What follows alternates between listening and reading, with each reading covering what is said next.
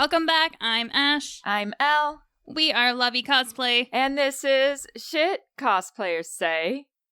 And I was supposed to edit our last episode fully today, but I got distracted by plants. Oh no, anything but that. Yeah, it's getting warm here in Iowa, and it's almost outside plant time. And it wasn't raining for the first time in forever. So I got a little distracted by plants. It happens. I do enjoy that a lot of our friends became plant moms during the pandemic. Right? Not me. I have a black thumb, but I have lots of friends that I live vicariously through with their plant momming. I had to pick something else up and then got distracted by Menards having new plants in, so... Excellent. Whoops! But this is in our effort to try to get caught up, because we just recorded like 2 days ago and now we're recording again. It'll be okay. Because if it can go wrong, it will go wrong. But yes. It's okay, because we have an episode for you today that you all have been asking for since season 1. And we've just kind of pushed it off for a while. It's such a common topic that we wanted to make sure that we not only covered the basics, but more some of the things that I don't think people realize go with the topic of sandbagging. So it did take us a little while to get here, but we are here. And so now you know why people cheat. So now we're specifically going to talk about sandbagging. Yes. Which we've seen at literally every contest we have ever entered except for internationals. Yeah. Yeah, but that's simply because international had no rules against you would really have to try to sandbag that particular competition. So, and nobody tried to do that. So yay. Sandbagging is kind of a really broad term. People use it for a lot of different things in the cosplay community. So we're going to talk a little bit today about what it is, but also what it isn't that people think it is. Yes. Because that's a big issue where people will get accused of quote unquote sandbagging, but it's not even cheating. No. It's just a word that people kind of recklessly throw around. And so we're going to try to help define it so you have a better idea of what it is and what people are talking about in relationship to this terminology. Mm-hmm. But it's actually a political term to begin with. And it means to lull someone into a false sense of security and then take advantage of them, which kind of makes sense with some of the ways that it's used in cosplay. You know, you're either someone who's entering in a category lower than they should, or maybe they're reusing something but not letting you know that. So, you know, kind of. The first is the definition that I'm most familiar with. And I mean, as far as outside of cosplay. So, my husband's family has been involved in the racing community for years and years. Not as much anymore, but when we first got together. And you see this both in racing and in sports with qualifying events. Mm-hmm. So what happens is somebody will deliberately underperform during their qualifier to get them put into an easier category or bracket. Okay. And then they will blow everybody else out of the water. So they deliberately do poor, but not poor enough not to qualify, but they do poor so they get put against other people that don't do as well as the high-end competition, so that then they can overperform and, you know, do what they can actually do once they get to their round and just beat everybody by default. Whereas if they hadn't done that and they had gone to their full ability in the beginning, they might get knocked out by the better competition in their whatever category they actually should be in. So for cosplay, you might see this if somebody qualifies for journeyman, but they still enter as novice. They go ahead and blow all the novices out of the water and maybe go ahead and take that novice award, whereas originally they might not have placed if they had been entered into journeyman to begin with.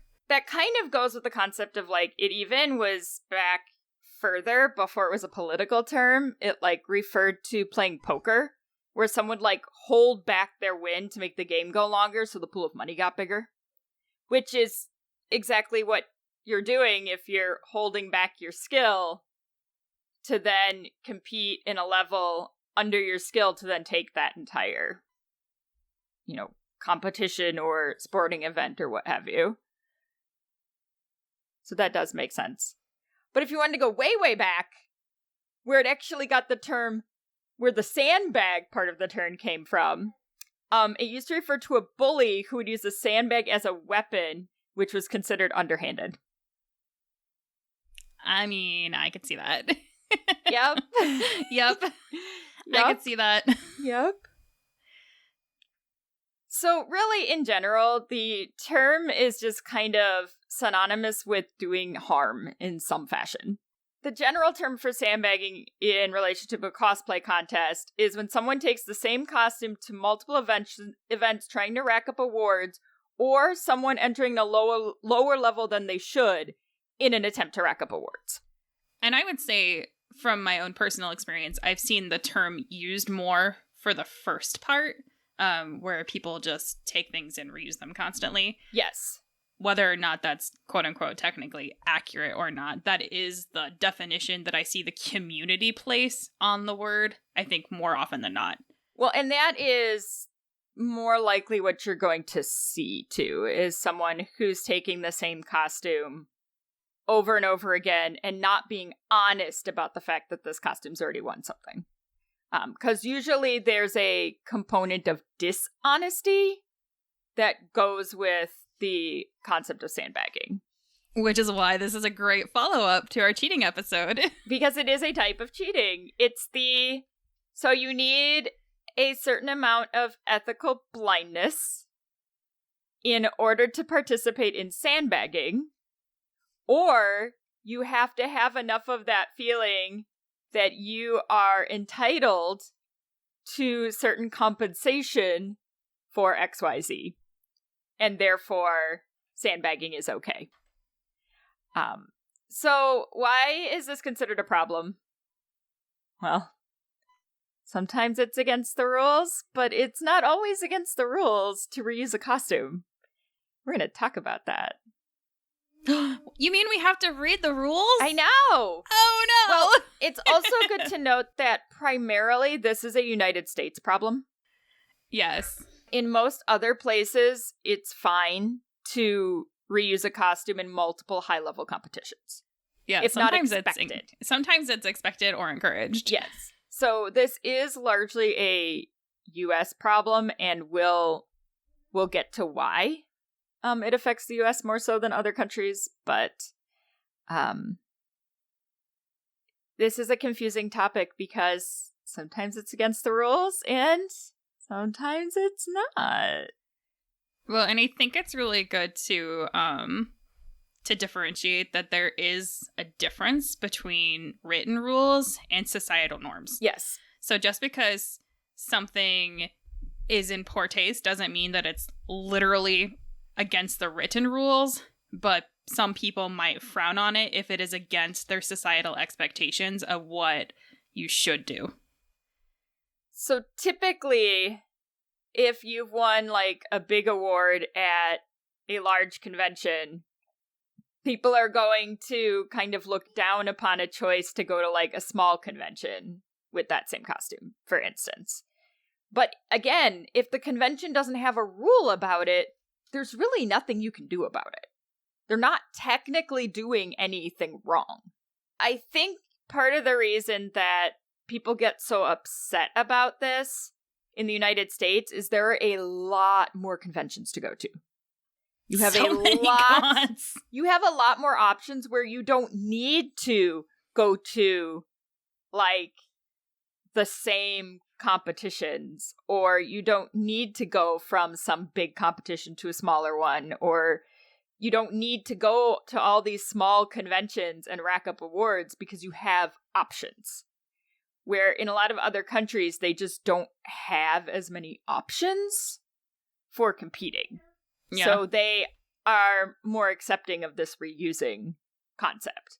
But I also feel like it's kind of linked to our like big to do with social justice. It's not fair. It's against what a community should do. So then people get really upset about it because we have a lot of focus on fairness and equality and those types of things within our community. But then, of course, we also have a lot of entitlement, as we've talked about. And so it's like, people just get really butthurt when they lose. You know, they get even more butthurt if they know the person that beat them has already won an award for that costume. Yes. It's not going to matter if they did the process with etiquette. Someone's going to get butthurt because they didn't win, but this other person did. Well, and on the flip side of that, I mean, we like to make the argument about, you know, like best in show should be the best thing in the show. And I think that's why some people don't understand why the US is like this, because if it is literally the best thing in the show, it's the best thing in the show, regardless of whether or not it won an award at another con. Well, exactly. I honestly wish that we could adopt that more, because I would love to compete more, but I financially and time-wise can't. Because if I use X costume at one convention, I'm no longer allowed to use it again anywhere. That seems a little ridiculous, depending on what the first convention was. Yes. Which we'll talk about how we feel about reusing towards the end of this, but I do think that there are appropriate ways to reuse costumes, and it would be nice if some conventions would start considering those appropriate ways rather than just flat banning reuse of costume. Mm-hmm. Because there are ways to do it in, like, an appropriate manner. In a respectful. Yeah, like in a respectful, appropriate manner. Compromise. There are compromises. Yes, exactly. So, but we do want to talk about what is not sandbagging. Because this term gets used for so many things that I think it started to cause a lot of confusion as to what it means. Like people like complaining about experienced cosplayers competing at a convention and calling that sandbagging. It's not. It's not. It's not. We get this a lot. Yeah. Like way more than we should, considering we don't have as many awards as you all think we do. Yeah, because we don't compete all that often, really, in the grand scheme of things. But this happens to a lot of people that we know, too. This is why you have classes at a lot of cons, so that you can separate the people by skill level. So you shouldn't be upset when experienced people come to the con. We've talked about this, I know, in our judging and competition episodes before. Your quote-unquote master's level competitors are not stealing awards from your novices. That's not a thing. Like, you should not feel guilt-tripped into only competing at certain conventions because people get butthurt when you win things. Like, that's their problem, not yours. And you shouldn't have to feel bad for being good at creating things. You just shouldn't have to. And you being known in a community and deciding to compete also doesn't equal in sandbagging. This just happened to somebody we know who won an award, and then somebody tried to turn them into the contest runner for sandbagging simply because they're known in the community. That was their reasoning. What does that have to do with anything? That doesn't matter. Like, that doesn't matter. like that, and we've had this happen to us. That's why we don't compete in certain states anymore. Because people get butthurt when we show up because it's just not worth the mental energy. It's just not worth the, it makes the competition an unpleasant experience because people are mad that you're there. So for our own, sanity, we just don't compete in certain places anymore because people get mad when we show up. Well, and like you said, I mean, if we are limited in our opportunities to compete because we can only make so many performances and make so many competition level costumes per year, I want to go somewhere that I have a chance of having fun, not where people are going to be upset that I walked in the door. But just because you are someone who wins awards, someone who judges, someone who guests, that does not mean that you are sandbagging by attending a competition. No. People are going to try to tell you that it is. It's not. It is not. Yaya Han has just as much right to decide to enter a competition as the brand new cosplayer who just started. It doesn't matter how big your experience is, how well known you are allowed to compete. Unless there is a rule that states otherwise, which there are cons that have rules where if you make a certain amount of money on cosplay, you aren't allowed to compete. But unless there's a specific rule, this is not sandbagging. Read the rules. It's also not sandbagging if you completely remake a costume and take it to a con. We know certain people that do this all the time. That they only play like 2 or 3 characters and they just constantly remake this costume. Practice makes perfect. Just because they won with version 2 doesn't mean that they can't take version 5 to a contest. Like, it's not about whether or not you competed with a character and that character won an award. It's about the specific costume. Yeah, if you love a specific character and want to make every outfit, or you want to make one outfit and then make it again and then make it again, that's on you. If you enjoy that character and that cosplay and you level up your skills and you want to keep making it with all these improvements, I mean, you're going to learn new things each time you do it. It's not going to be identical costume. If you can put them side by side next to each other and be like, look, these are 2 different garments, enter the cosplay. It's not against the rules. It is a new costume. Well, and if you did happen to enter version 2 in the same geographical area as 5, you might want to bring proof that 2 is not 5, because somebody might try to throw you under the bus. I mean, it sucks, but I have a costume like that right now that I may have to do that with, just to be like, look, not the same costume. You know, because people may try to throw you under the bus, because people suck. Like, it's just how You're it not is. wrong. But it's just, if a convention has a rule, so some of them have rules where if you remake 50% or 75% of your costume, then you can re-enter it. That's not sandbagging, because the rules are allowing you to do that. Now, if you choose to do that, you will need to document all your changes to prove to the contest that you did make them. It's only sandbagging if you don't tell them that the original 50% won an award. Honesty. Honesty is what keeps a lot of these things from being sandbagging. Just like re-entering a costume where there isn't a rule against it. If there's no rule, it's not sandbagging. You don't have to like it, but it's not sandbagging. It's just not. Yup. It's the same with someone who wins the same contest year after year. If there's not a rule, it's not sandbagging. Yeah, it just means that that person is the best every year. Like, if the It con happens. doesn't have a rule, it's not cheating. It's just not. No, I would recommend that if you win every year, that maybe you should get in contact with your coordinator and see if maybe you want to move on to judging or something. Well, and there are certain... But you could still compete there.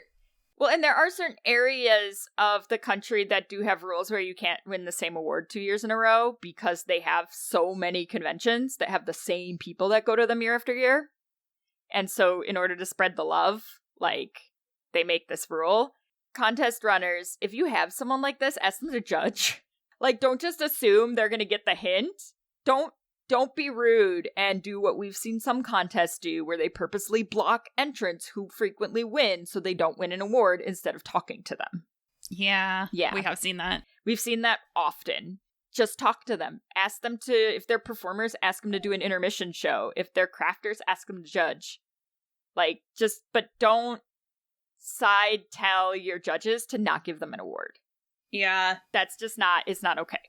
It's not okay. It's not respectful, and it's bad. Do not let somebody enter your costume contest under false pretenses and then purposefully block them from winning one or more awards just because you think that they shouldn't get it on some made-up principle that's not against the rules. Don't make up rules and then hold people to them. But that's a whole nother episode. I mean, that's really what most of this episode is. I mean, that is most of what this is unwritten rules that people are trying to hold people to, and then putting them under the title of sandbagging. Mm-hmm. Because if the contest messes up and gives you an award that you shouldn't have gotten, that is also not sandbagging. We won an award and it's weird. This did happen to us, but we figured out why it happened later. Well, we asked for clarification. It was fine. We did have a friend who is an experienced performer, and she entered this one contest where they were doing like first, second place for performance, which is pretty common because you don't normally have enough performers to do category. Because most cons don't take more than 10, so like you really can't do master's, journeyman, novice, right? Right. But somehow in the process of this hot mess of a contest, they changed that to Masters, Journeyman, and Novice, but treated it as first, second, and third place. That's weird. So then she tried to go explain to them that, like, I can't win this award. I'm an experienced performer. I have other performance awards. The convention didn't change it. They didn't care. And she was really, really concerned that this was sandbagging. And it was like, no, because you had no intention in this. This wasn't your fault. Like, this was the convention doing something stupid. So situations like that are also not your fault. And that is not sandbagging. It's also not sandbagging unless there's a rule against it to go to a convention you previously judged. Wow, there's a theme here. I know, right? So weird. Have we had all these things happen to us? Yes, we have. Don't make up rules, contest coordinators. No. That aren't actual written rules, please. I do, however, recommend you ask the coordinator before choosing to compete if you literally just judged. Yes. Like, if you judged the year before, ask the coordinator if they're okay with it, because what you don't want to do is get silently DQ'd. Like we talked about earlier. Like we've talked about earlier, because they're actually not comfortable with it. I mean, us personally, we won't compete somewhere that we judged the year before. We just won't do it. It's weird for us. Personal preference. It's a personal preference, but it's not something you have to do. And people do get pissy sometimes when you show up at a contest that you've judged. But again, that's their problem, not yours. Yep. If there's no rule against it. Yeah. Huh? I mean, if there's no rule, just like if you keep winning a contest, should you still compete? It's not against the rules. Like, but I would consider asking to judge if you keep winning a contest. One thing to keep in mind is if the same person constantly wins, it discourages people from entering the contest. And although that is not your responsibility, it is something that happens. Which is why that responsibility should be on the contest coordinator, not on the contestant. And I get that sometimes due to time off and money and geographic location, maybe there is only one contest you can compete at every year. If it is, it is. And ultimately, that's going to be up to you and your discretion for what you decide to do. But it is something to keep in mind that if you win, especially if you're taking the top tier award every year, you might be discouraging other people from entering.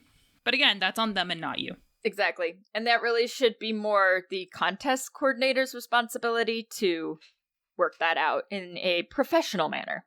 So when can you reuse a costume? Tell me, when can I reuse a costume? As long as there is no rule against reusing in general, etiquette-wise, it is typically considered okay to reuse a costume if that costume won a major award at an equally sized convention or smaller. They do it by convention, not by contest. Yep. So the problem is sometimes smaller con has a lot higher quality contest than bigger con. Yes. But they don't do it by the quality of the contest. They do it by the size of the convention. And I get that because if you're talking about quantitative measures, you can quantify how many attendees are at a specific convention, whether you're using turnstile or individual attendee attendance. You can't really quantify how good a contest is with those same metrics because contests are subjective, just like judging. A good example in our region, for instance, Anime Iowa and Anime Central have a lot of crossover attendees. They're relatively within the same region. Anime Iowa is about 6,000 attendees. Anime Central is about 35,000. If you won like Best in Show or Best Masters at Anime Iowa, you 100% can take that to Anime Central. Anime Central does not have a reuse rule. You cannot win Best Masters or Best Craftsmanship at Anime Central and go to Anime Iowa. Like, that's not, no. They're not on the same level. Like, that would, etiquette-wise, would not be okay. AI also has a reuse rule, I'm pretty sure. But that, etiquette-wise, would be seen as unfair, because you're assuming that bigger con has a higher quality competition. In this case, yes. Bigger, fancier things go to Anime Central than typically go to Anime Iowa. It's not always true, because your quality of contest typically boils down to how well the contest itself is run. So sometimes there are some smaller conventions that will attract really high quality participants because it's run really well. We should do an episode on small conventions with great contests at some point. That could be fun. But also, small contests with large prize pools will attract high-quality contestants, too. Mm-hmm. So you have to take that into consideration, that it may have been a small convention, but they had $1,000 prize. They may have actually had higher quality people than Anime Central.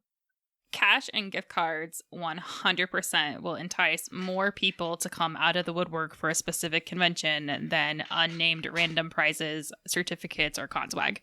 The other thing we should probably talk about is what is a major award. I know we've reviewed that before, but typically it's best in category or best in like craftsmanship, best in show. Yeah, best in or anything with a number in it. So first, second, third. Yes.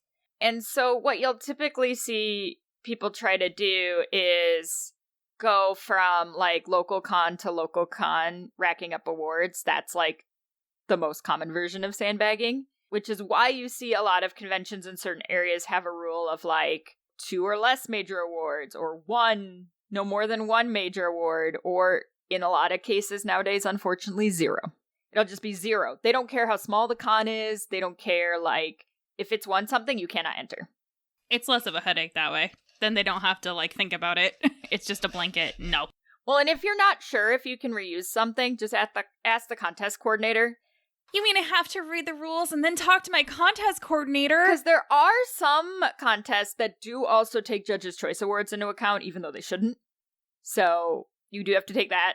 But sometimes you can ask them and they'll let you bump into a higher category and reuse your costume. So like if you won Best Novice, sometimes they'll let you enter in Journeyman, but you just have to ask the convention. Sometimes the rules will specifically state you can do that. If you won, like Elle said, if you won Best Novice, they'll let you enter at a Journeyman level. And sometimes they don't. So again, read the rules, talk to your coordinators. Yeah, I mean, really, if you're not sure if you're not following the rules correctly, you can always ask a coordinator. I just messaged a coordinator the other day about a contest for the future because I'm having like a weird situation with like a quote unquote contest I did that wasn't like a regular, like it wasn't a craftsmanship contest. And so it's confusing a lot of conventions that I'd like to finish this costume and actually get it judged, you know, because I didn't get that opportunity. And I was like, you know what? I think by their rules, this is okay, but I'm going to contact the coordinator just to make sense. And it turned out they needed more information from me to make sure that it was okay, because the location of this competition was very, like, the convention was huge. The competition was not what it sounds like. So I had to produce some more information, and then the coordinator was like, oh yeah, no, that's fine. Thank you for telling me. Because what could have happened is if this had surfaced after and I won something, I could have lost my award because they wouldn't have had the background information. Yeah. On what this actually was and what I actually did. So ask. Don't assume. Ask. Do it via email so you have it, but ask. Yep. Keep it in writing. So instead of wanting to throw things because you think you're never going to actually be able to finish this costume and take it somewhere, you might actually find someone willing to work with you. Yes. Well, and I would recommend that you print off whatever information that you have and go ahead and throw that maybe like at the end of your whip book, just so that there is a printed copy of your correspondence with the okay for this. Because let's say Elle went to this future contest and got judged by somebody that knew about this weird contest from a couple years ago, and they were like, oh, well, I'm pretty sure this person won this thing. And then they look on social media and they're like, oh yeah, this person won this thing. And then the judges had that bias because they didn't know that it had already been cleared. Transparency! Ooh! Just be honest, because it's going to reduce a lot of problems for you when trying to use a costume that has crossed the stage in any fashion whatsoever. Whether it had been just in a performance or, you know, ask your contest coordinator. Just do it. That is another important thing to bring up too, though, and I don't even think you realized you did it. They're not very many, but there are some contests that will not allow you to enter something if you have crossed the stage before. There's internationals that do that. Yep. There are. Mm-hmm. I have seen this. It's very rarely done in the States, but I have seen it on the international level, where if you have even if you didn't win anything, if you participated in, some of them are any contest, including like the online photo contests, and some of them are only other internationals, it might be against the rules for you to reuse it at all, regardless of whether or not you've won something. So read the rules, talk to your coordinators. And I know a lot of people have talked about how they wish that there was like a more universal rule set for cosplay contests, but that's never going to happen, friends. There's too many contests in the world. That's just never going to happen. Also, too many egos. Well, that too. Everybody thinks their contest is the best, and it's highly unlikely that that's ever going to occur. How do we feel about reusing costumes? I don't think we've ever done it. We have... We have when they've won Judges' Choice Awards. So we had this really grand plan, and we might have talked about this in a previous episode, but if we did, it was back in season 1. So we had this really awesome idea that we were going to go to a really big con, and we're like, this is going to be amazing. We're going to go. Like, we had just kind of started competing again, so this was maybe like year 1 of us getting back into the game. We're like, we're going to go to this con, and we don't think we're gonna, like win anything super awesome. But if we don't, then we're gonna go to this other con maybe like 6 weeks later. And then, we're gonna enter in novice this. And then if we go to this next one, we can, if we win anything, we can enter in journeyman. And then as long as we don't get best in show, we're gonna go to this other con 4 weeks later, because they had a rule that if you won something, you could bump categories. So as long as we didn't win best in show, like, totally smooth sailing, we were gonna go. So we go to the first con and we get a Judge's Choice Award, and then we took it to the next con and got best in show, and we're like, well, shit. So we couldn't reuse it after that, though. We had done what the rules at that con said, and we entered at journeyman instead of novice. We entered the first con at novice, got a Judge's Choice, went to the second con and entered a journeyman because we had won an award. And I think that was just because of our award count. I don't even think it had anything to do with that particular costume set. And then we couldn't reuse it, so we had to make something else for the next con. But that's because we read the rules, and they said no, and we said okay. Well, and Sailor Moon was kind of a, like, it was Judge's Choice Award, but then we also redid, like, we did the entire costume. And, like, 50% of yours. Well, and one of our other people redid. Actually, I think everybody worked at least a little bit on theirs. Right. But again, it was a Judge's Choice Award, so it was a Judge's Choice, so it didn't matter. Wasn't a problem anyway, but that was also going from, like, a 6,000 person con to a 20-something thousand person con, so... Because I personally have no issue with going from a small con to a significantly larger convention. Like, if the attendance is at least double, you can't complain. I'm sorry. There's just no... Yeah. I don't. And I also don't see any issue if there isn't a rule against it to go from not a huge massive competition, maybe like, under that 20, to an international if they don't have a rule against it. Because it's a higher level competition. Because personally, reusing your costume just makes sense. Well, and I think with the going from like a regional con to an international con, it's no different than if you're looking at going from like novice to journeyman. Like you were entering in at a higher caliber of competition. Right. So you already know that it can win you already know that it can win at novice in this particular example, but you don't know if it's going to win at journeyman. So you take it somewhere and enter it at journeyman and see what happens. It might win, it might not. But it's just like when you're in Masters, these costumes take so much time and so much money, and I'd love to be able to get on stage more. We can't. I mean, it's like, it's one and done, because we tend to win things. So, we don't get to, like, do it again. That's, like, the weird part with Judar and Kogyoku, is we get to take them and now, like, level them up and do it again. Yeah. And it's kind of strange because it's like usually you can't do that.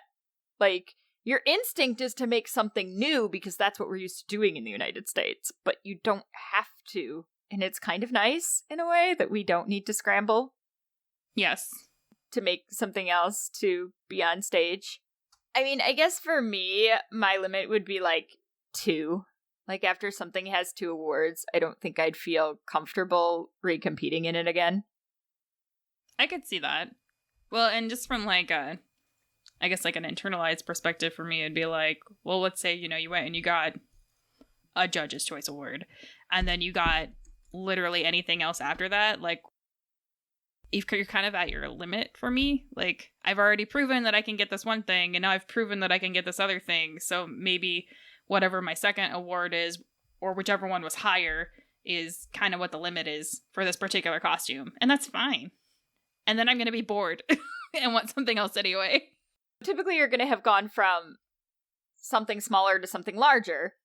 So then it's like, well, where am I going to go after that? Like, yeah. I know, it just seems like a lot after 2. So, like, my personal, I think we've discussed that our personal limits was going to be 2. Just because that seems to be the number that sticks in my head. But yeah. Well, and I mean, in our limited experience with reusing costumes, they've gone from Judge's Choice to placing. So, well, and I'm thinking there wasn't more anywhere like, to go after that. Well, I'm thinking more like to placement, because if you happen to go from a smaller con to a larger one, I don't know. We've never done that. So, but we've never done that. So it's just never been something that we've done because we have a tendency to do the larger convention first. Yeah. And so if we win something at the larger convention, we can't take it to anywhere else anyway. So then you're just kind of like, okay. Yeah. Yeah, now you have a better idea of what sandbagging is and is not. There is a lot that people think it is that it is not. Try saying that 10 times fast. No, thank you. And I think it's important to keep in mind all these things that aren't sandbagging, so that when you start to get upset at a competition, like, realize that thing you're getting upset about might not be the horrible cheating thing that you think it is. I would encourage anybody that if you get upset over somebody else winning cosplay contest that has, you know, won an award or is any of these things, like, it's okay to feel that way. It's okay to have feelings about it. I mean, we talked about this in the competition episode. It's okay to be disappointed. It's okay to want to win. It is not okay to bring other people down. And if it's not against the rules, you cannot hold people to your personal standards that you're trying to impose on them. So if it's not a written rule, you cannot expect everyone else to have that same line of thinking.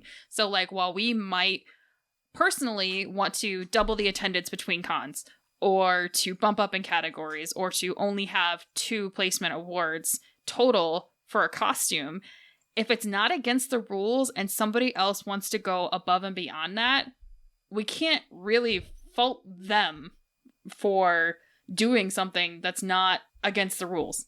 It is also important to note that conventions are now making rules against people who falsely accuse others of sandbagging and cheating, because this has become quite a problem in different areas. Yeah, it's a sportsmanship rule typically. So please make sure before you accuse someone of cheating or sandbagging that you have actual definitive proof of such things, because you could get yourself banned from the competition. Yes, I would recommend that if you have a problem with something that you think that somebody did, that the first thing that you do before you go complain to literally everyone is reread the rules for the contest that you're specifically talking about, because they're available probably on the convention website. They might be in the program book, and if all else fails, you could probably get a copy of them from the cosplay contest staff. I would also then make sure that you have some definitive proof of this person's sandbagging or cheating or whatever it is that you think they did, because you don't want this to come back and bite you in the behind if you are wrong. Because for all you know, maybe it is that dress that they won Best in Show in a year ago, but what you don't know is they remade it. Like, they remade the whole thing. But yeah, they did win Best in Show in that dress at XCon like a year ago. Yeah. It just happens to be a completely different dress. Well, and it might be one of those things, too, that it was kind of one of those borderline situations we talked about where it could be against the rules or could be with the rules. And maybe they worked it out with a contest coordinator ahead of time and they got approval to be in the show with this particular costume. You don't necessarily know that either. Well, because what's going to happen, though, and you need to keep this in mind, that if you go to a contest coordinator and you accuse someone of cheating and you're wrong, you are not going to look good with that contest coordinator. So if you are going to make those accusations, make sure they are correct, because it could come back to bite you, and you don't want that. So you also have to think, how important is it for me to make sure this person gets called out? I mean, that's only a question you can answer. 9 times out of 10, your judges are going to figure it out. I mean, if you're very confident that you know so-and-so sandbagged with XYZ, then go for it. Because really, it's not on you as a fellow contestant to illuminate who is and is not cheating in a contest. That's up to the coordinator, that's up to the judges. And of course, we don't have time, coordinators, judges, to vet every single person that enters a contest. No. But I can't say that we don't vet the people on our shortlist before we give out awards, which is unfortunate that we have to do that nowadays, but we've caught a lot of cheaters doing that. You're probably better off leaving it in the hands of the contest coordinator, but if you feel like you have the proof and you need to tell them, that's the person you want to talk to. Don't be spreading rumors around in the green room to the other contestants or the judges or anything like that. Find the coordinator. Yeah, the only person that you need to talk to in that particular instance is the coordinator. And if they feel that there is merit to it and that they are breaking the rules and need to be disqualified, they are the only ones that can make that call. Yes, because if you do the other version where you're telling everybody that this person is cheating and XYZ, then you could also get in trouble for misconduct. Yes. So don't get yourself in trouble by trying to call someone else out. Go through the proper channels. Even if you are correct and that they are technically cheating and doing things against the rules, if you do not go through the proper channels, you could get hit with a DQ for misconduct. For bad-mouthing other contestants. So be a good sport. Do it in an appropriate and respectful manner if you feel like you need to call someone out. It would be great if people would just stop doing this, but as we've learned from the cheating episode, that's not going to happen. No. Contest coordinators try to make it as hard as they can for people to participate in this behavior, but ultimately, if someone wants to do it, they're going to do it. Unless they don't get a benefit from it. Well, if you have any great sandbagging stories... Oh, yes. Whether it's actual sandbagging or just called sandbagging stories, we would love to hear them. And if we get enough of them, we might be able to do a whole separate listeners episode on sandbagging stories. Sandbagging, cheating, send them in because I want to know. They can be anonymous. I would also just like to know what you guys think about reusing costumes. Yeah. Whether or not they've won awards. Different con size, award count, etc., etc. All these little things we've talked about. What are your personal beliefs that you hold for this? Head over to Instagram at Lavi Cosplay and let us know in the comments of the post for this episode. Or you could DM us if you want to have a longer conversation with Elle about it. Yes, you can have a conversation with me about it since I manage our Instagram. Yes. The executive producer agrees. He does. He does. But yeah. But ultimately, if you have questions about whether or not something that you're going to do would be considered in poor taste or sandbagging against the rules, A, read the rules. B, talk to your contest coordinators.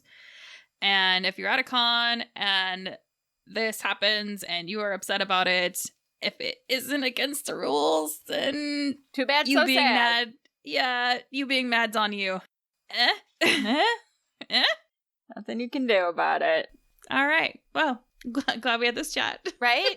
Now you all know what it is and it isn't and what it can be. And you can take that information to your next convention. But again, I'm Ash. I'm Elle. We are Lavi Cosplay. And this is Shit Cosplayers Say. You've been listening to Shit Cosplayers Say, an LVC production. You can find us on Facebook, Instagram, and Twitter at Podcast SCS. Our website is lavicosplay.com. Have a fun, crazy con or cosplay related story, absurd cosplay question, or just something in general to share with us? Email us at podcastscs@gmail.com. Thank you for listening, and remember, just because you can doesn't mean you should.